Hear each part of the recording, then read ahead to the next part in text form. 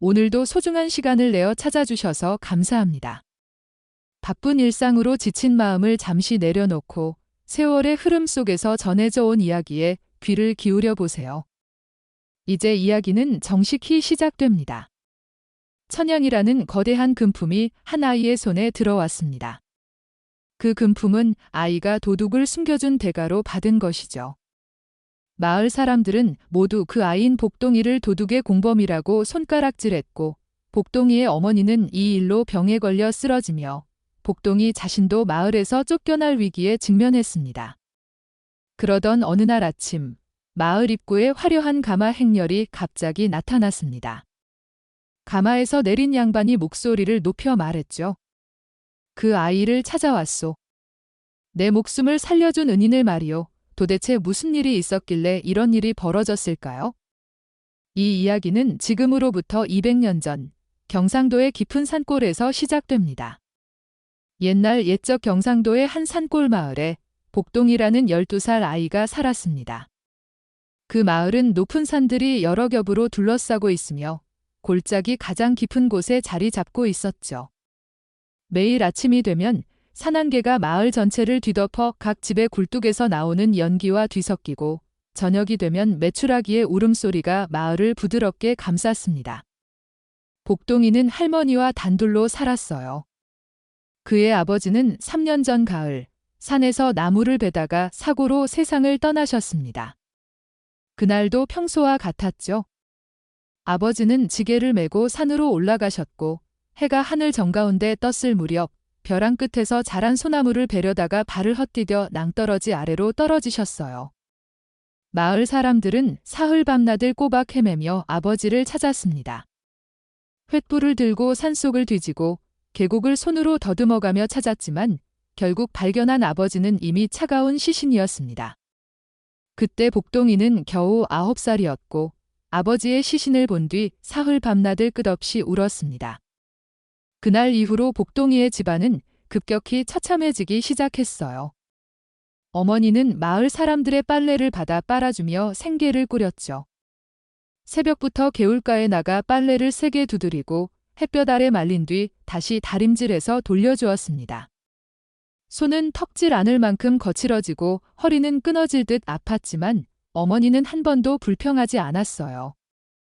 또한 어머니는 바느질 솜씨도 뛰어났습니다. 밤늦게까지 등불을 켜놓고 바늘을 잡아 이마에 땀을 씻으며 정성껏 꿰매고 그렇게 겨우겨우 하루 3찬을 이어갔죠. 복동이도 이런 어머니를 보고 가만히 앉아 있을 수 없었습니다.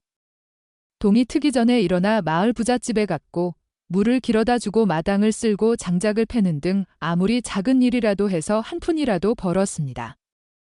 복동이의 손은 12살 아이라고 믿기 어려울 만큼 굳은 살이 가득 박혀 있었지만 그의 얼굴은 언제나 밝은 미소로 가득 차 있었습니다.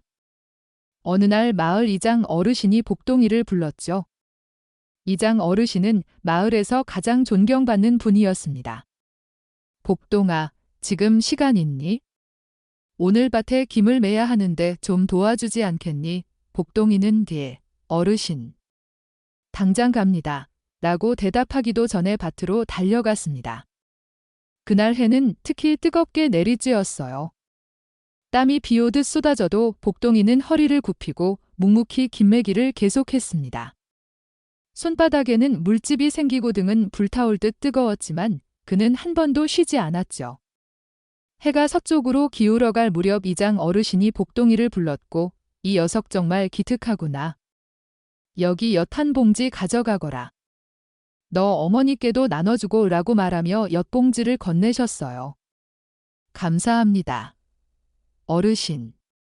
어머니가 정말 좋아하실 거예요. 복동이는 엿봉지를 두 손으로 소중히 받아들고 기쁜 마음으로 뛰어가 집으로 향했습니다. 비록 가난했지만 복동이에게는 어머니가 있었고 어머니가 세상에서 가장 소중한 사람이었죠. 집에 돌아오자 어머니가 복동이의 손을 잡으며 눈물을 글썽였다고 했어요. 우리 복동이 오늘도 수고했구나. 이 손을 보니 마음이 아파. 어린 나이에 이렇게 고생시켜서 복동이는 어머니, 저는 괜찮아요. 이렇게 일할 수 있는 것만으로도 감사해요. 라고 웃으며 어머니를 안심시켰습니다. 그는 어머니가 걱정하지 않게 하기 위해 힘든 마음을 결코 보여주지 않았죠. 마을 사람들도 복동이를 정말 기특하다고 생각했습니다. 어린 나이임에도 할머니를 모시고 묵묵히 노력하는 모습이 자랑스러웠죠. 매일 아침 부지런히 일하러 나가는 복동이를 보면 모두들 고개를 끄덕이며 칭찬했고, 저 아이 정말 기특해, 그렇게 어린 나이에 이렇게 철이 드다니 라고 속삭였지만 한편으로는 그 가난한 모습을 보며 안타까워하기도 했습니다. 복동이의 집은 마을에서 가장 가난했거든요. 지붕은 구멍이 나서 비 오면 물이 셀 정도로 초라했고 벽에는 금이 가서 추운 바람이 자유자재로 들어왔습니다. 겨울에는 추위에 떨고 여름에는 더위에 시달렸고 이불도 솜이 다 빠져나간 낡은 이불 하나로 겨울을 견뎌야 했죠. 복동이와 어머니는 서로를 꼭 안고 잠들어 추위를 이겨냈지만 복동이는 결코 불평하지 않았습니다. 어머니가 곁에 있고 매일 끼니를 이어갈 수 있는 것만으로도 충분히 행복했죠. 단풍잎이 온 산을 붉게 물들인 어느 저녁, 복동이는 지게에 나무를 가득 싸서 산길을 내려오고 있었습니다. 해는 서쪽 산으로 점차 사라지고 산 그림자가 길게 드리워지기 시작했죠. 빨리 가야 해, 어머니가 기다리고 계실 텐데 복동이는 속으로 속삭이며 발걸음을 빠르게 했습니다. 지게가 무거웠지만 오늘 주운 나무로 좀 오래 버틸 수 있을 것 같아 기분이 살짝 나아졌어요. 바로 그때 풀숲 속에서 바스락바스락 하는 이상한 소리가 들렸습니다. 복동이는 걸음을 멈추고 귀를 세우며 소리가 나는 방향을 바라봤죠. 멧돼지인가? 그의 가슴이 두근거렸습니다. 이 산에는 멧돼지가 많아서 한번 공격받으면 큰일이 될 거라 걱정했거든요. 하지만 잠시 후 그는 사람의 목소리라는 걸 알았습니다. 낮고 작은 신음소리가 들렸죠. 복동이는 무서웠습니다. 해는 거의 저물었고 산길은 어두워지고 있었지만 그냥 지나쳐 갈 수 없었습니다. 혹시 다친 사람이 있을까? 혹시 도움이 필요한 사람이 있을까? 그는 겁이 나도 조심스럽게 소리내어 물었습니다. 거기 누구 계십니까? 하지만 답은 없었죠. 복동이는 지게를 땅에 내려놓고 풀숲 쪽으로 조심조심 다가갔습니다. 석양의 마지막 빛이 풀숲을 비추고 있었고 그 빛 아래 한 사내가 쓰러져 있었습니다. 복동이는 급히 사내를 부축해 일으켰고 사내의 몸은 피로 온통 젖어 있고 숨소리도 거칠었어요. 복동이는 사내를 자기 집 뒤쪽의 덤불 속으로 데려갔고 여기서 숨으세요. 절대 소리내면 안 됩니다라고 말했습니다. 그는 주변의 땔감을 모아 사내가 숨기기에 충분한 공간을 만들었고 사내는 복동이의 손을 꼭 잡으며 고맙소. 정말 고맙소라고 눈물을 섞어 말했죠. 복동이는 땔감으로 사내를 덮어주고 아무렇지 않은 척 지게를 메고 집 앞으로 걸어갔습니다. 바로 그때 포졸들이 복동이를 불렀습니다. 얘야, 이 집 아이 아니냐? 복동이의 심장이 쿵쾅거렸고 다리가 떨렸지만 애써 태어난 척했습니다. 이, 소위 이 집 아이입니다. 기 근처에서 피 흘리는 놈 못 봤느냐? 쌀을 훔친 도둑놈 말이야. 포졸의 눈빛이 날카로웠습니다. 복동이는 침을 꿀꺽 삼켰어요. 아닙니다. 저는 산에서 나무만 주웠을 뿐입니다. 정말이냐? 거짓말하면 너도 가만두지 않는다. 정말입니다. 거짓말이 아닙니다. 그는 모든 힘을 모아 태어남을 유지했죠. 포졸은 복동이를 한참 쳐다본 뒤 코를 끌었습니다. 이런 거지 같은 집에 도둑이 숨을 리가 있나? 가자. 포졸들은 횃불을 들고 다른 곳으로 갔고 복동이는 이제야 가슴을 내렸었습니다. 온몸에서 땀이 쏟아져 나오고 무릎에 힘이 빠져 주저앉을 뻔했죠.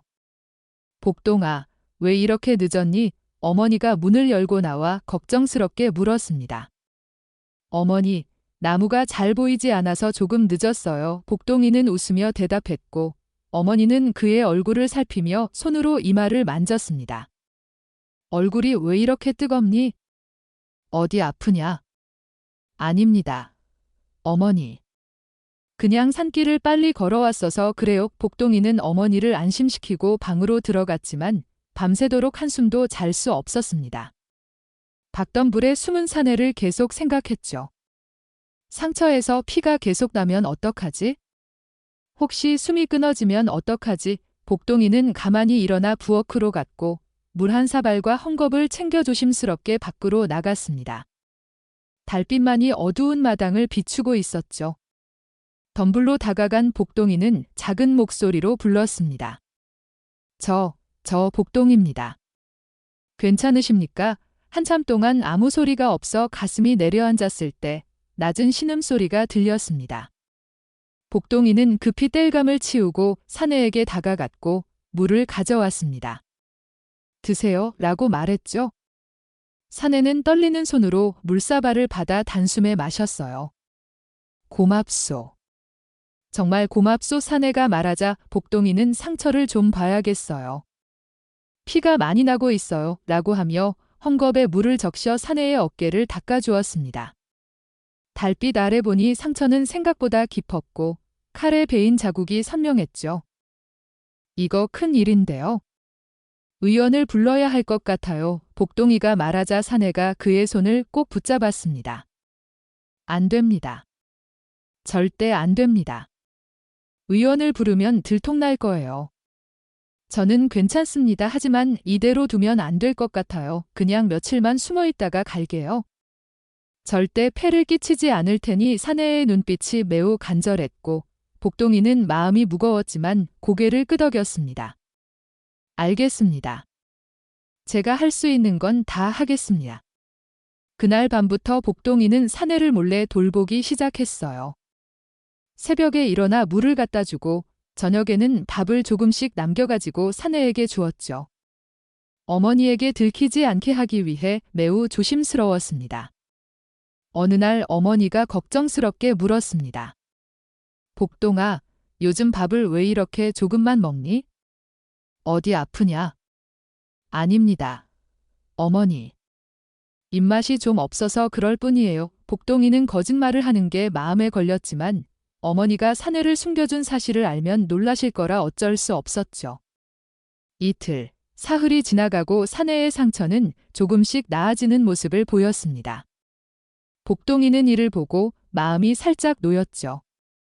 사흘째 되는 밤, 복동이가 밥을 가져가자 사내가 그를 붙잡았습니다. 앉으시오. 사내의 목소리는 이전보다 훨씬 힘이 섰고 이제 말할 시간이 된 것 같소라고 하며 천천히 입을 열었습니다. 나는 본래 도둑이 아니요. 나는 충청도 감사대감의 아들이요. 복동이는 이 말을 듣고 눈이 갑자기 휘둥그러졌습니다. 어쩌면 그 사람이 이렇게 높은 신분을 가졌을지 상상도 못했기 때문이죠. 그는 급하게 물었습니다. 그럼 왜 도둑으로 몰리시는 겁니까? 정말로 쌀을 훔치셨어요. 사내는 복동이의 질문에 얼굴에 억울함이 가득 차며 주먹을 불끈 쥐었습니다. 그건 절대로 아니요. 아버지께서 마을 백성들이 흉년에 걸려 심하게 굶주린다는 소식을 들었어요. 그래서 관청 창고에 저장된 쌀을 모아 백성들에게 나눠주라고 명령하셨어요. 나는 아버지의 뜻을 따라 쌀 20가마를 수레에 실어 각 마을로 나눠주러 가던 중이었소. 사내는 목소리를 살짝 낮추며 계속 이야기했습니다. 그런데 갑자기 경찰과 포졸들이 나타나 우리를 습격했어요. 그들은 감사대감이 쌀을 훔쳐 백성에게 사랑을 사려 한다고 헐뜯고 쳤죠. 아버지께서는 이 일로 갑자기 병에 걸렸고 나는 쫓기다가 칼에 베인 거예요. 결국 쌀도 빼앗기고 나는 이렇게 도망다니는 처지가 된 거죠. 복동이는 사내의 이야기를 듣고 마음이 무겁습니다. 그 사람이 정말로 억울한 처지에 처한 것임을 알았기 때문이죠. 그럼 지금 어디로 가시려 하십니까? 아버지님을 찾으시겠어요. 복동이가 묻자 사내는 슬픔에 젖어 목소리가 떨렸습니다. 아직은 모르겠어요. 경찰들이 아직 나를 쫓고 있기 때문에 아버지 곁으로 갈 수 없어요. 그래서 잠시만 이곳에서 숨다가 상처가 나으면 다른 곳으로 가려 해요. 그날 밤 이후 복동이는 사내를 더욱 세심하게 돌보았습니다. 어머니가 만들어준 밥을 더 많이 남겨 사내에게 주고 부엌에서 찾을 수 있는 약초를 모아 상처에 바르기도 했죠. 하지만 이런 행동을 하다 보니 어머니의 의심이 점차 커졌습니다. 어느 날 저녁, 어머니가 복동이의 방으로 들어왔습니다. 복동아, 최근 너 너무 이상해. 밥을 잘 안 먹고 밤에도 자주 나가는 걸 보았어. 무슨 일인지 솔직히 말해봐. 복동이는 어머니의 눈을 보고 결국 모든 사실을 털어놨어요. 어머니는 이야기를 듣고 잠시 침묵한 뒤 그 사람이 정말로 억울한 사람이구나. 우리가 도와줘야겠다. 라고 말했습니다. 복동이는 어머니의 결정에 크게 놀랐지만 동시에 안도감을 느꼈죠. 이후로 어머니도 사내를 돕기 시작했습니다. 밤에 따뜻한 밥을 만들어 복동이에게 주고 낡은 옷을 고쳐 입혀주기도 했습니다. 사내는 이런 모습을 보고 감사지정를 표하며 나중에 꼭 보답하겠소라고 다짐했습니다. 시간이 흘러 사내의 상처는 거의 나았고 그래서 떠날 시간이 된 것 같다고 복동이와 어머니에게 말했습니다. 이제 상처도 거의 나았으니 여기서 떠나야겠어요. 오랫동안 많이 도와주셔서 정말 감사합니다. 나는 이 은정을 결코 잊지 않겠소? 복동이와 어머니는 사내를 보내며 마음이 아쉬웠지만 그의 안전을 생각해서 막지는 못했죠. 어머니는 마지막으로 사과와 밥을 싸서 사내에게 주었고 조심히 가고 잘 살아라. 라고 격려했습니다. 사내는 복동이와 어머니에게 고개를 끊임없이 숙인 뒤 산길로 떠나갔습니다. 복동이는 그의 배영이 사라질 때까지 멀리서 바라보았고 잘 가세요. 다시 만나요? 라고 속으로 속삭였습니다. 그 이후로 복동이는 매일 사내가 잘 지내는지 걱정하며 살았고 때로는 그가 약속했던 보답을 생각하기도 했지만 그냥 그 사람이 안전하기만을 바랐죠. 시간이 한참 지난 뒤 어느 날 아침 마을 입구에 화려한 가마 행렬이 나타났습니다. 마을 사람들은 모두 이 광경을 보고 놀라며 무슨 일인지 의론분분했죠. 가마에서 내린 사람이 바로 복동이가 숨겨준 사내였습니다. 하지만 이때의 사내는 이전과 달리 화려한 옷을 입고 여러 명의 수종을 데리고 왔습니다. 사내는 복동이의 집을 직접 찾아갔고 복동이와 어머니를 크게 놀라게 했습니다. 오랜만에 뵙겠습니다. 복동이, 어머니님. 사내는 웃으며 인사했고 이제 충청도로 돌아가 아버지와 함께 일을 처리했어요. 그리고 아버지께서도 당분들 덕분에 나를 구할 수 있었다는 걸 알고 감사하셨어요. 그래서 오늘은 당분들에게 보답하러 왔습니다. 사내는 복동이와 어머니에게 금과 은으로 만든 물건들과 함께 넉넉한 양의 쌀과 옷을 선물했습니다. 이건 제가 당분들에게 드리는 감사의 표시입니다. 그리고 복동이, 너는 충청도로 와서 공부를 하고 싶지 않아? 좋은 선생님을 모셔서 가르쳐 주겠소? 복동이는 이 제안에 크게 기뻤고 어머니도 그의 결정을 지지했죠. 이후로 복동이는 충청도로 갔고 사내의 도움으로 열심히 공부했습니다. 나중에는 학문에 능통해 좋은 직책을 얻었고 어머니도 함께 살며 행복한 삶을 누렸습니다. 마을 사람들은 복동이의 이야기를 듣고 모두 그를 칭찬했고 착한 마음으로 남을 돕다 보니 좋은 결과가 돌아왔다라고 이야기했죠. 이 이야기는 200년 전 경상도 산골에서 시작되었지만 지금까지도 그곳 사람들 사이에서 착한 아이 복동이와 은인의 이야기로 전해지고 있습니다. 이야기를 듣는 사람들에게는 작은 선행도 큰 보람을 낳을 수 있다는 교훈을 주고 있죠. 그런데 그 길목에서 악덕 관리들이 갑자기 나타났어요. 그 놈들은 대감께서 백성에게 나눠주려던 쌀을 빼앗아 팔아먹으려 한 거죠. 내가 그걸 막자 그 놈들은 오히려 나를 도둑으로 몰아버렸습니다. 그럴 수가 복동이는 분노가 가슴속으로 치밀어 올라왔습니다. 나는 도망치다가 놈들의 칼에 맞았어요. 그래서 정신없이 달리다가 이 마을까지 온 거예요. 사내는 고개를 숙이며 자책했습니다. 나 같은 놈 때문에 어린 나이에 너에게 위험을 무릅쓰게 해서 정말 미안하오. 아닙니다. 복동이는 빠르게 고개를 가로저녔습니다. 어른께서 도둑이 아니라는 걸 알았습니다. 처음 어른의 눈을 봤을 때부터 알았어요. 나쁜 짓을 한 사람의 눈은 비겁하고 흐릿하지만 어른의 눈은 간절하고 정직했어요. 사내는 복동이의 손을 꼭 잡았습니다. 눈가에 눈물이 맺히며 고맙소. 정말 고맙소. 이 은혜를 어떻게 갚아야 할지라고 말했죠. 은혜라니요. 저는 당연한 일을 했을 뿐입니다. 복동이는 활짝 웃었습니다. 사내는 복동이를 한참 동안 바라본 뒤 너는 참으로 귀한 아이구나. 이런 마음을 가진 아이는 흔치 않소. 라고 속삭였습니다. 그 뒤 품속에서 작은 은비녀를 꺼냈어요.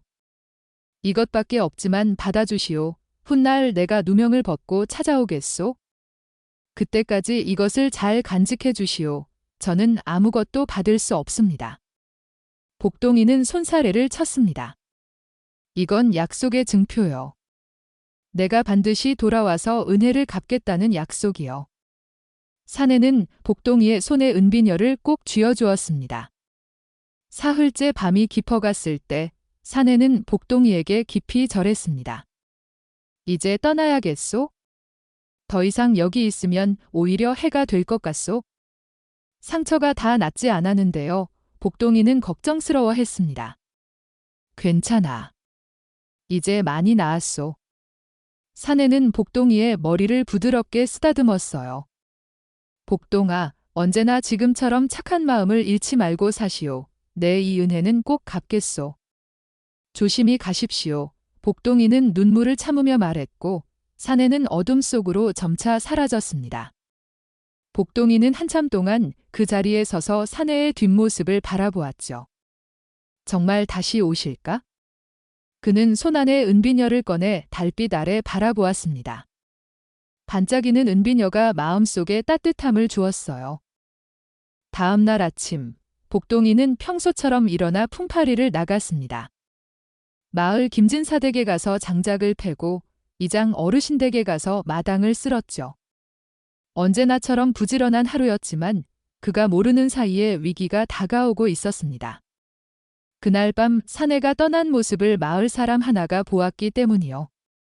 김진사택의 머름 돌쇠가 새벽에 볼일을 보러 나왔을 때 복동이의 집 근처에서 수상한 사람이 달아나는 걸 보았어요. 돌쇠는 다음 날 바로 마을 사람들에게 이 사실을 떠벌렸습니다. 내가 똑똑히 봤다니까. 복동이의 집 뒤에서 수상한 놈이 나오더라고. 정말이냐? 물론이지. 그 놈이 급하게 달아나는 걸 봤어. 소문은 삽시간에 마을 전체로 퍼져나갔습니다. 사람들은 모여 수근수근 속삭이기 시작했죠. 복동이의 집에서 도둑이 나왔다면서? 어머, 정말 그럼 복동이가 도둑을 숨겨준 거 아니야? 그러게 말이야. 어린애가 무슨 짓을 한 거야? 소문은 점점 더 부풀려졌습니다. 어떤 사람은 복동이가 도둑과 한패라고 말했고 어떤 사람은 복동이의 집에 훔친 쌀이 숨겨져 있다고 말했어요. 복동이는 이런 소문을 모른 채 여느 때처럼 품팔이를 하러 다녔지만 사람들이 그를 보는 눈빛이 점차 차갑게 변했습니다. 나흘째 되는 날 아침, 복동이가 이장 어르신 댁에 품팔이를 하러 갔을 때 이장 어르신의 목소리가 평소와 달랐어요. 차갑고 딱딱했죠? 복동아, 내 집에 며칠 전 수상한 놈이 있었다던데 사실이냐? 복동이는 깜짝 놀랐습니다. 어떻게 알게 된 걸까요? 그건 사실이냐고 묻는다. 이장 어르신의 목소리가 높아졌습니다. 포졸들이 찾던 도둑을 내가 숨겨줬다는 게 사실이냐? 복동이는 입술을 깨물었습니다. 거짓말을 할 수가 없었어요. 예, 맞습니다. 어린 것이 이럴 수 있냐? 이장 어르신이 화를 냈습니다. 도둑을 숨겨주다니 내가 무슨 짓을 한 건지 아느냐? 하지만 어르신, 그분은 도둑이 아니었습니다. 억울하게 누명을 쓰신 분입니다. 악한 관리들이 쌀을 빼앗으려다가 더 이상 변명하지 마라. 이장 어르신은 복동이의 말을 끊었습니다. 내가 한 짓은 마을 전체를 위험에 빠뜨린 거다. 당장 집으로 돌아가거라. 오늘부터 너한테 일을 줄 수 없다. 복동이는 고개를 떨구고 집으로 돌아왔습니다. 가슴이 답답했어요. 자신은 잘못한 게 없다고 생각했거든요. 사람을 살린 게 어떻게 잘못 일 수 있나요? 그 이후로 마을 사람들의 태도가 더욱 심해졌습니다. 복동이의 집 앞을 지나갈 때마다 수근거렸고 저 집 아이가 도둑을 숨겨줬대. 아이고, 무서워라. 저런 집이 우리 마을에 있다니? 앞으로 저 집하고는 상종하지 말아야겠어? 같은 말들이 귀에 들렸죠. 복동이의 어머니도 소문을 들으셨어요. 어머니는 복동이를 불러 앉히고 복동아, 사실이냐? 라고 물었습니다. 목소리가 떨리고 있었어요. 예, 어머니. 복동이는 고개를 숙이고 모든 걸 말씀드렸습니다. 사내를 발견한 일, 숨겨준 일, 그리고 사내의 사연까지 빠짐없이요. 어머니는 한참 동안 아무 말하지 않았습니다. 복동이는 어머니가 화를 내실 거라고 생각했지만 어머니는 복동이의 손을 잡고 말했어요. 어머니는 너를 원망하지 않는다. 죽어가는 사람을 살린 건 사람으로서 당연한 일이지. 눈에 눈물이 고였습니다. 하지만 걱정이구나. 앞으로 어떻게 살아가야 할지? 어머니의 걱정은 금방 현실이 되었습니다. 그날 이후로 복동이에게 품팔이를 주는 사람이 아무도 없었어요. 김진사 댁도 이장 어르신 댁도 모두 복동이를 받아주지 않았고 어머니에게 바느질감을 가져다 주는 사람도 끊겼습니다. 보름이 지났을 때 마을 여자들은 복동이의 어머니를 완전히 외면했어요. 도둑을 숨겨준 집안 사람하고는 이을 맡길 수 없어. 사람들의 수근거림이 복동이의 귀에 쏙 들어왔죠. 집안 형편은 하루가 다르게 나빠졌고 끼니를 입기도 힘들어졌습니다. 복동이는 산에 가서 나무를 캐고 도토리를 주워왔지만 결국 어머니가 쓰러지셨어요. 어머니. 복동이는 깜짝 놀라 어머니를 부축했습니다. 어머니의 얼굴이 창백했죠. 괜찮다, 복동아. 그냥 좀 어지러울 뿐이야. 아닙니다. 어머니. 의원을 불러야겠어요. 안 된다. 우리한테 의원을 부를 돈이 어디 있니? 어머니는 복동이를 말렸지만 복동이는 마을 의원을 찾아갔습니다. 하지만 의원은 고개를 가로저녔어요. 미안하지만 진찰비를 먼저 내야 한다. 제가 나중에 갚겠습니다. 제발 어머니 좀 봐주세요. 복동이는 무릎을 꿇었습니다. 그러나 의원은 냉정했습니다. 안 된다. 내가 도둑을 숨겨준 아이라며 나도 장사를 해야 하는데 돈을 받지 못할 것 같은 사람을 어떻게 진찰하겠니? 복동이는 허탈하게 집으로 돌아왔습니다. 어머니는 방에 누워 기침을 하고 있었죠. 어머니, 제가 약초를 구해 올게요. 걱정하지 마세요. 복동이는 눈물을 참으며 말했지만 마음속으로는 절망감이 밀려왔어요. 한 달이 흘렀습니다. 어머니의 병은 점점 깊어져 갔고 기침은 멈추지 않았어요. 복동이는 산에 가서 약초를 캐왔지만 별 소용이 없었죠. 어머니, 이거라도 드세요. 그는 죽을 끓여 어머니께 드렸지만 어머니는 몇 숟가락 드시고는 고개를 돌리셨어요. 복동아, 미안하구나.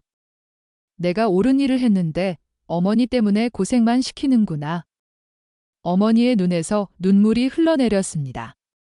아닙니다. 어머니. 제가 어머니를 꼭 낫게 해드릴게요. 복동이는 어머니의 손을 꼭 잡았지만 약값을 마련할 길이 전혀 보이지 않았습니다. 다음 날 아침, 복동이는 다시 마을로 나갔습니다. 이장 어르신 댁, 김진사 댁, 부자 댁을 돌아다니며 일거리를 구했죠. 제발 일을 주십시오. 어머니가 병드셨습니다. 그는 무릎을 꿇고 애원했지만 모두가 외면했습니다. 저리 가거라. 도둑의 공범을 누가 쓰겠느냐? 내가 저지른 일을 생각해봐라. 우리 마을에 먹칠을 했잖니? 사람들의 차가운 말들이 복동이의 가슴에 비수처럼 꽂혔습니다. 그는 마을 어귀에 주저앉아 울었어요. 너 복동이지? 그때 누군가 복동이를 불렀습니다. 복동이가 고개를 들자 김진사가 서 있었어요. 김진사 나이, 내 놈이 도둑을 숨겨준 거 맞지? 하지만. 무슨 하지만. 김진사가 복동이의 뺨을 세게 때렸습니다. 복동이는 땅바닥에 고꾸라졌지만 김진사는 계속 발로 차렸어요. 내 놈 때문에 우리 마을이 온 고을에서 손가락질을 받는다. 도둑을 숨겨준 마을이라고 말이다. 그분은 도둑이 아니었습니다. 억울하게 누명을 쓰신 분입니다. 악한 관리들이 백성들에게 줄 쌀을 빼앗으려고 그분을 도둑으로 몰았어요. 복동이가 소리쳤습니다. 닥쳐라. 내가 뭘 안다고 짓거리느냐? 김진사는 복동이의 머리채를 잡아당겼습니다. 다시는 이 마을에서 얼씬거리지 마라. 알겠느냐? 그는 복동이를 내동댕이 쳤고 복동이는 땅바닥에 쓰러졌습니다. 마을 사람들이 모두 지켜보고 있었지만 아무도 말리지 않았어요. 오히려 고개를 끄덕이는 사람도 있었죠. 복동이는 온몸이 아팠지만 마음이 훨씬 더 아팠습니다. 사람을 살린 게 잘못이란 말인가요? 옳은 일을 한 게 죄란 말인가요? 복동이는 비틀거리며 집으로 돌아왔습니다. 어머니는 그의 얼굴을 보고 깜짝 놀라셨어요. 복동아, 얼굴이 왜 이렇게 됐니? 괜찮습니다. 어머니. 그냥 넘어졌을 뿐입니다. 복동이는 거짓말했어요. 어머니가 걱정하실까 봐요. 그날 밤, 복동이는 산으로 갔습니다. 산신령께 빌기 위해서였죠. 산신령님, 제가 잘못했습니까? 저는 사람을 살렸을 뿐입니다. 죽어가는 사람을 그냥 지나칠 수가 없었어요. 그게 잘못입니까? 밤하늘에는 별만 반짝이고 있었지만 대답은 없었습니다.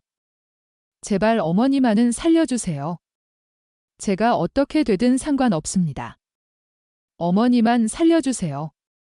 그는 땅바닥에 엎드려 빌고 또 빌었습니다. 다음 날 아침, 복동이는 결심했어요. 더 이상 방법이 없다면 자신을 팔아서라도 어머니를 살려야 한다는 거죠. 김진사는 늘 머름이 필요하다고 말했기 때문에 그곳으로 향했습니다. 김진사의 소인을 머름으로 부려주십시오. 대신 어머니 약값만 주십시오. 소인은 평생 섬기겠습니다. 그는 김진사댁 대문 앞에 무릎을 꿇었습니다. 목소리는 떨렸지만 눈빛은 단호했어요. 어머니를 위해서라면 무엇이든 할 각오였기 때문입니다. 김진사가 문을 열고 나왔습니다. 복동이를 내려다보며 비웃었어요. 내 놈을 누가 쓰겠느냐? 썩 꺼져라. 제발 부탁드립니다. 어머니가 죽어갑니다. 복동이는 땅에 이마를 박으며 빌었습니다. 하지만 김진사는 복동이를 발로 차버렸습니다. 귀찮게 하지 마라. 다시 오면 관에 넘기겠다. 대문이 쾅 닫히자 복동이는 그 자리에 주저앉았습니다. 마지막 희망마저 사라진 것 같았죠. 그는 힘없이 집으로 돌아가는 길에 온몸에 힘이 빠져버렸습니다. 이제 정말 방법이 없는 걸까요? 바로 그때 마을 사람 하나가 손가락으로 마을 입구를 가리키며 외쳤습니다. 저기 봐라. 저게 뭐냐? 복동이도 기울여 고개를 들었습니다. 마을 입구에 화려한 가마 행렬이 펼쳐지고 있었어요. 가마를 맡은 사람만 8명이었고 비단으로 꾸민 가마가 햇빛에 반짝이며 천천히 다가왔죠. 마을 사람들이 모두 나와 구경했고 저게 누구 행차냐? 관청에서 온 건가? 하며 수근거렸습니다. 가마는 마을 한가운데 멈춰 섰습니다. 가마문이 열리고 비단옷을 입은 양반이 내렸어요. 복동이는 그 얼굴을 보는 순간 얼어붙었습니다. 바로 자신이 숨겨졌던 그 사내였기 때문이죠. 하지만 지난번과는 너무 달랐어요. 깨끗한 옷에 당당한 자세, 주변 사람들이 모두 고개를 숙이는 모습을 보니 분명 높은 신분인 것 같았습니다. 소인은 충청도 감사의 아들 정한성이라고 하오. 정한성이 마을 사람들에게 말하자 마을 사람들은 깜짝 놀라 허리를 굽혔습니다. 감사나리의 아드님이시라니 어인일로 이런 곳까지 오셨습니까? 이장 어르신이 황급히 다가가 물었습니다. 이 마을에 제 은인이 계시오. 그분을 찾아왔소. 정한성은 주변을 둘러보았고 곧 복동이와 눈이 마주쳤습니다. 저기 계시는구나. 그는 복동이에게 다가갔고 복동이는 어찌할 바를 몰라 그 자리에 얼어붙었습니다. 정한성은 복동이 앞에서 멈춰 섰습니다. 그리고 깊이 허리를 숙였어요. 은인, 다시 만나게 되어 기쁩니다. 마을 사람들이 웅성거렸습니다. 저 아이가 은인이라고? 도대체 무슨 일이지? 정한성은 고개를 들고 마을 사람들에게 명확히 말했습니다. 나는 한 달 전 억울하게 도둑으로 몰려 목숨이 경각에 달렸었소. 탐욕스러운 관리들이 감사대감께서 백성들에게 나눠주려던 구율미를 빼앗으려 했고 나를 도둑으로 몰아죽이려 했지요.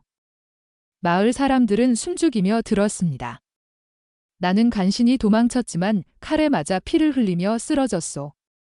바로 이 마을 근처에서 말이요. 그때 이 아이가 나를 발견했소? 정한성은 복동이를 바라보며 눈가에 눈물이 맺혔습니다. 이 아이는 포졸들이 나를 찾아다니는 와중에도 자기 집에 나를 숨겨주었소. 밤낮으로 상처를 돌봐주고 밥을 먹여주었지요. 이 아이가 아니었다면 나는 진작에 죽었을 것이요. 마을 사람들의 얼굴이 하얗게 질렸습니다. 특히 김진사는 입술이 바들바들 떨렸죠. 나는 아버지께 사실을 알렸고 아버지께서는 즉시 그 악덕 관리들을 잡아들이셨어요. 만일 이 아이가 나를 감춰주고 살려주지 않았다면 나는 이 자리에 없었을 거고 억울한 도둑 누명을 쓰고 저재상으로 갔을 겁니다.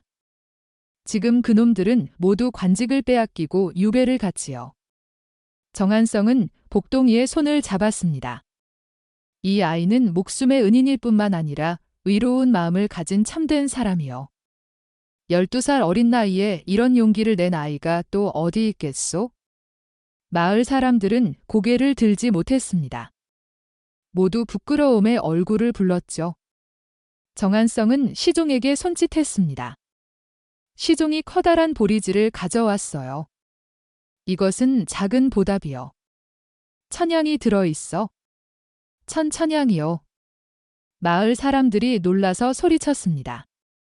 천냥은 당시 큰 기와집을 짓고도 남을 거금이었기 때문이죠. 받을 수 없습니다. 복동이는 고개를 저었어요. 저는 당연한 일을 했을 뿐입니다. 죽어가는 사람을 살린 건 사람으로서 마땅히 해야 할 일입니다. 정한성은 미소를 지었습니다. 그래서 더욱 귀한 아이요. 대가를 바라지 않고 선한 일을 한 거지요. 그는 복동이의 손에 보리지를 꼭 쥐어주었습니다. 부디 받으시오. 어머니 병환을 고치고 편히 사시오. 그 뒤 정한성은 마을 사람들을 둘러보았습니다. 목소리에 위험이 서려 있었어요. 이 아이를 함부로 대한 자가 있다면 내가 용서하지 않을 것이요. 마을 사람들은 모두 고개를 숙였습니다. 특히 김진사는 바닥에 엎드렸어요. 용서해 주십시오. 소인이 잘못했습니다. 그는 복동이에게 기어가며 빌었죠. 복동아, 아니 은인. 제발 용서해다오. 내가 눈이 어두워 그랬다. 용서해오. 복동이는 김진사를 바라보았습니다. 이 사람은 자신을 때리고 모욕했으며 문전박대했던 사람이었지만 그는 부드럽게 말했습니다. 일어나십시오. 김진사는 놀란 채 복동이를 바라보았고 주변 마을 사람들도 복동이의 넓은 마음에 깜짝 놀랐습니다. 그날 이후로 마을 사람들은 복동이를 존경했고 이전의 차가운 태도를 바꿔 따뜻하게 대해 주었죠. 복동이는 정한성이 준 천냥으로 어머니의 병을 고쳤고 나중에는 정한성의 도움으로 공부를 받아 학문에 능통해 좋은 삶을 살았습니다. 그의 선한 마음이 결국 큰 보람을 아는 이야기는 오늘까지도 그 산골 마을에서 전해지고 있습니다. 저는 나리를 원망하지 않습니다. 나리도 마을을 걱정하셨을 뿐이니까요. 복동이가 부드럽게 말했습니다. 그 말을 듣고 김진사는 눈물을 흘렸습니다. 복동이는 이어 천냥 중 일부를 꺼내 마을 사람들에게 내밀었죠. 이 쌀을 마을 사람들과 나눠 가지십시오. 저도 배고픈 적이 많았고 배고픈 사람의 마음을 압니다. 복동이의 따뜻한 마음에 마을 사람들은 다시 눈시울을 붉혔습니다. 그 뒤 복동이는 잠시 생각에 잠겼다가 정한성을 바라보며 말했어요. 나리, 제게 한 가지 부탁이 있습니다. 무엇이든 말해보게. 정한성이 답했습니다. 새로 지은 집의 사랑채를 마을 아이들이 글을 배울 수 있는 곳으로 만들고 싶습니다. 이 마을에는 가난해서 글을 배우지 못하는 아이들이 많고 저도 그랬거든요. 복동이는 진지한 표정으로 이야기를 이었습니다. 나리께서 주신 이 은혜를 저 혼자만 누릴 수는 없습니다. 목숨값으로 받은 이 재산을 마을 아이들과 나누고 싶습니다. 정한성은 복동이를 한참 동안 바라보았습니다. 12살 아이의 입에서 나온 말이라고는 믿기지 않았죠. 참으로 대단한 아이로구먼. 그는 복동이의 어깨에 손을 올렸습니다. 좋다. 아주 훌륭한 생각이야. 내가 책과 붓, 먹과 종이를 모두 대주지. 정말입니까? 나리. 물론이지.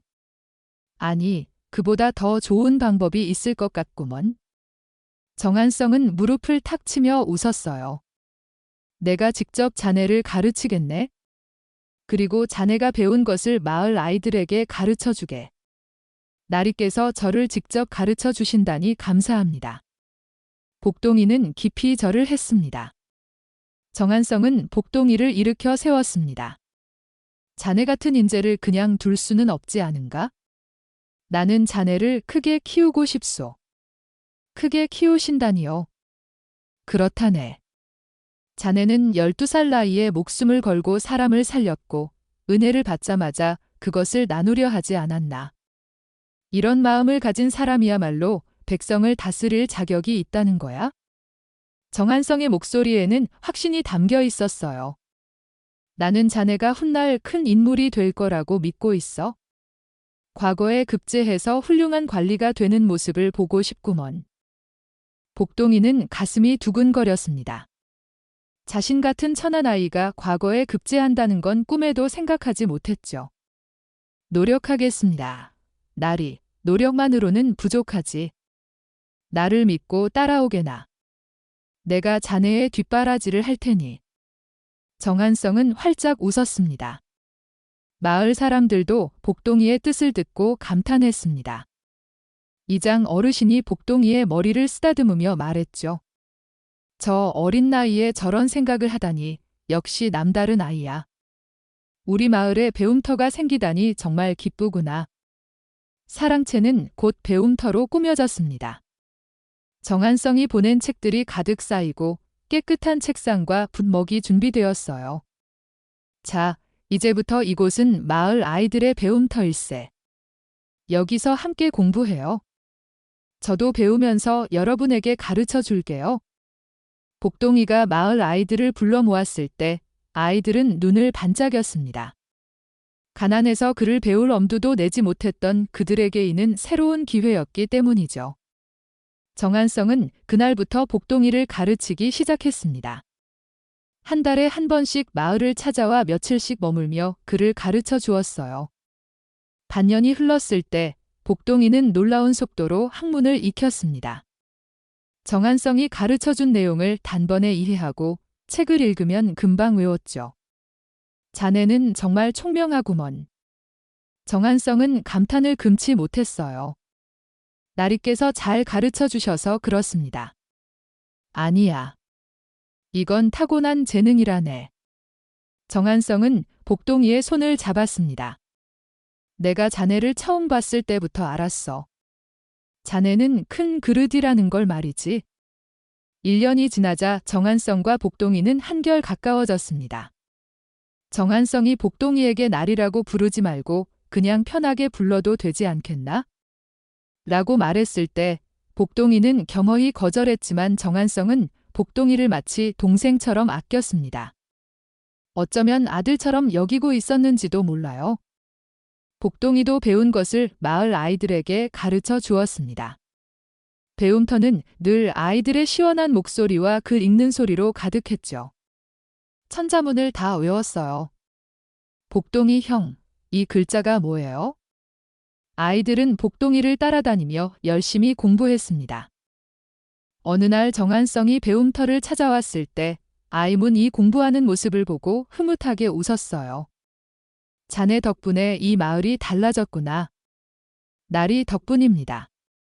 아니다. 이건 자네의 마음이 만든 변화야. 정한성은 복동이의 어깨를 두드렸습니다. 큰 인물이 큰 인물을 알아보는 법이거든. 나는 처음 자네를 봤을 때부터 알았지? 자네가 보통 아이가 아니라는 걸 말이야. 언젠가 이 나라를 이끌어갈 인재가 될 거야. 그의 눈빛은 진지했습니다. 시간이 흘러 복동이는 14살이 되었습니다. 키도 훌쩍 자랐고 학문도 깊어졌죠. 그때 정한성이 찾아와 말했어요. 복동아, 이제 과거를 준비할 때가 되었구먼. 과거를요? 그렇지. 자네 실력이면 충분히 급제할 수 있을 거야. 정한성은 복동이의 손을 잡았습니다. 내가 끝까지 자네를 돕겠다. 한양에 올라가서 공부할 수 있도록 모든 걸 준비해 줄 테니. 복동이는 눈시울이 뜨거워졌습니다. 나리, 어떻게 이런 은혜를. 은혜가 아니야. 나는 자네가 훌륭한 사람이 되는 걸 보고 싶을 뿐이지. 정한성은 웃었습니다. 자네는 나의 자랑이라네. 내가 목숨을 구한 사람이 이렇게 훌륭하게 자라주니 이보다 더 기쁜 일이 어디 있겠나? 복동이는 깊이 절을 했습니다. 은혜를 평생 잊지 않겠습니다. 절은 그만하고 일어나거라. 이제 우리는 스승과 제자가 아닌가? 정한성은 복동이를 일으켜 세웠습니다. 정한성이 떠나는 날, 마을 사람들이 모두 나와 배웅했어요. 나리, 조심히 가십시오. 다음 달에 다시 오지? 그때까지 열심히 공부하겠습니다. 복동이는 가마가 사라질 때까지 그 자리에 서 있었죠. 어머니가 복동이의 어깨에 손을 올렸습니다. 복동아, 정한성 난리는 참으로 훌륭한 분이시구나. 예, 어머니. 저는 그분에게 큰 빚을 졌습니다. 그분도 내 덕분에 목숨을 구했잖니? 서로가 서로에게 은인인 거란다. 어머니는 웃었습니다. 앞으로도 내 마음을 잃지 말 거라. 그게 가장 큰 재산이란다. 복동이는 고개를 끄덕고 마음속으로 다짐했습니다. 정한성의 기대를 저버리지 않고 훌륭한 사람이 되겠다고요. 복동이는 16살이 되던 봄, 한양으로 올라갔습니다. 정한성이 마련해준 한양의 서당에서 본격적으로 과거 공부를 시작했죠. 복동아, 여기서 마음껏 공부하거라. 책은 얼마든지 있으니 걱정하지 말고. 정한성은 복동이가 묵을 방까지 직접 챙겨주었습니다. 한양 생활은 복동이에게 새로운 세상이었습니다. 온 나라의 수재들이 모여 공부하는 곳이었거든요. 그는 밤낮으로 책을 읽었고 사서삼경을 달달 외우며 시문을 지으며 실력을 쌓아갔습니다. 정한성은 한 달에 한 번씩 복동이를 찾아왔어요. 요즘 공부는 어떤가? 힘들지만 재미있습니다. 배울수록 모르는 게 많다는 걸 알게 되더군요. 그게 바로 배움의 시작이지. 자네는 정말 달라. 정한성은 흐뭇하게 웃었습니다. 다른 선비들은 벼슬을 얻으려고 공부하는데 자네는 백성을 위해 공부하지 않나? 그 마음을 잃지 말 거라. 예, 날이 잃지 않겠습니다. 시간이 또 흘러 복동이는 18살이 되었습니다. 이제 과거를 볼 때가 되었죠. 복동아, 준비는 됐겠지? 예, 날이 최선을 다하겠습니다. 과거 시험날, 복동이는 시험장에 들어섰습니다. 온 나라의 선비들이 긴장한 얼굴로 문제를 보았고 그때 시험 문제가 나왔어요. 참된 인이란 무엇인가? 복동이는 붓을 들고 지난 날을 떠올렸습니다. 피 흘리던 정한성을 처음 발견했던 날, 포졸들의 눈을 피해 숨겨주던 밤, 마을 사람들에게 손가락질 받으며 견뎌야 했던 날들 그는 글을 쓰기 시작했죠. 참된 인이란 어려움 속에서도 옳은 일을 행하는 것입니다. 대가를 바라지 않고 남의 시선을 두려워하지 않으며 오직 사람으로서 마땅히 해야 할 일을 하는 것이지요. 복동이의 붓은 멈추지 않았습니다. 마음속 깊은 곳에서 우러나오는 말들이 종이 위에 펼쳐졌습니다. 며칠 뒤 합격자 명단이 발표되었습니다. 복동, 장원급제다. 정한성이 달려와 소리쳤어요. 복동이는 믿을 수가 없었습니다. 정말입니까? 날이. 그럼 자네가 장원급제를 했어. 정한성은 복동이를 꼭 껴안았습니다. 내가 뭐라고 했나? 자네는 큰 인물이 될 거라고 했지? 복동이는 기쁨의 눈물을 흘렸습니다. 그는 급히 고향으로 달려가 어머니께 이 소식을 전했죠. 어머니, 제가 급제했습니다. 정말이냐, 복동아? 어머니는 눈물을 흘리며 복동이를 안았습니다. 내가 정말 자랑스럽구나. 마을 사람들도 모두 모여 복동이를 축하했습니다. 복동이가 장원급제를 했다니 우리 마을의 영광이야. 그러게 말이야. 어릴 적부터 남달랐지? 잔치가 벌어졌고 마을 사람들은 밤새 노래하고 춤췄습니다. 복동이는 배움터로 갔습니다. 그가 가르쳤던 아이들이 모두 모여 있었고 복동이 형님 덕분에 저희도 글을 배울 수 있었어요. 라고 기뻐했죠? 복동이는 아이들의 머리를 쓰다듬으며 웃었습니다. 이후 복동이는 관리가 되어 백성을 위해 일했습니다. 처음 부임한 곳은 전라도의 작은 고을이었어요. 그는 부임하자마자 백성들의 어려움을 살폈죠. 이 고을에 굶주리는 사람이 있습니까? 예, 날이 흉년이 들어 끼니를 잊지 못하는 백성들이 많습니다. 복동이는 즉시 관청 창고를 열어 쌀을 나눠주었습니다. 백성이 굶주리는데 창고에 쌀을 쌓아둘 수는 없소. 그의 소문은 금방 퍼져나가 백성을 사랑하는 어진관리라고 불렸죠. 어느 날 도둑이 잡혀왔습니다. 배가 고파 밥을 훔친 불쌍한 사람이었어요. 죄를 묻기 전에 먼저 밥을 주시오. 복동이는 도둑에게 밥을 먹였고 물었습니다. 왜 훔쳤? 날이 소인은 굶어 죽기 직전이었습니다. 자식들이 굶주려 우는 소리를 참아 들을 수가 없었습니다. 도둑은 눈물을 흘렸습니다. 알겠소.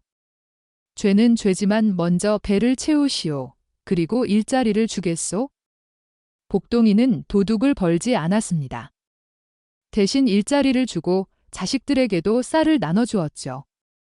사람이 사람답게 사는 게 제일 중요하오. 배고프면 누구나 잘못을 저지를 수 있어? 도둑은 땅에 이마를 박으며 절했습니다. 은혜를 어떻게 갚아야 할지? 복동이는 몇 년 뒤 다른 고을로 옮겨가고 그곳에서도 훌륭한 정치를 펼쳤어요. 정한성은 여전히 복동이를 찾아왔고 이제 둘은 스승과 제자를 넘어 진정한 벗이 되었죠. 자네를 보면 뿌듯하네. 내가 살린 목숨이 이렇게 많은 사람들을 살리고 있으니 말이야. 날이 덕분입니다. 나리께서 저를 키워주지 않았다면 지금의 제가 없었을 겁니다. 아니야. 자네 안에 이미 그 씨앗이 있었어. 나는 그저 물을 준 것뿐이지. 지금까지도 그 마을의 배움터에서는 아이들이 열심히 공부하고 있습니다. 복동이가 세운 이 배움터는 대대로 이어져 내려오고 매일 아침마다 스승이 아이들에게 복동이의 이야기를 해주죠. 복동이 어른은 훗날 아주 훌륭한 관리가 되셨어. 평생 동안 백성들의 고충을 들어주고 힘든 사람을 돕는 일만 했단다. 아이들은 눈을 반짝이며 그 이야기를 귀 기울입니다. 복동이의 이야기는 이렇게 세월을 거쳐도 결코 잊히지 않고 대대손손 전해지고 있습니다. 그 이야기는 세 가지를 가르쳐 주죠. 참된 선행은 반드시 좋은 복으로 돌아온다는 것, 어려운 순간에도 옳은 일을 견지하는 용기가 얼마나 귀한다는 것, 그리고 대가를 바라지 않은 순수한 마음이 세상에서 가장 큰 재산이라는 것입니다. 복동이는 12살이라는 어린 나이에 그 순수한 마음을 보여주었고 평생 동안 그 마음을 변하지 않고 지켰습니다. 그는 결코 내가 잘했다고 자랑하지 않았고 늘 이것이 사람으로서 해야 할 일이라고 생각했죠. 그리고 그런 그의 모습이 결국 많은 사람들에게 영감을 주고 세상의 선한 풍조를 불러일으켰습니다. 선한 일은 때로는 당장 좋은 결과가 보이지 않을 수도 있습니다. 하지만 하늘은 우리가 하는 모든 선행을 보고 계십니다. 복동이의 이야기가 바로 그것을 가장 확실히 증명하고 있지 않습니까? 우리도 복동이처럼 작은 일이라도 선하게 행하며 주변의 사람을 돕는 마음을 잃지 않는다면 세상은 점차 더 따뜻하고 아름다운 곳이 될 것입니다.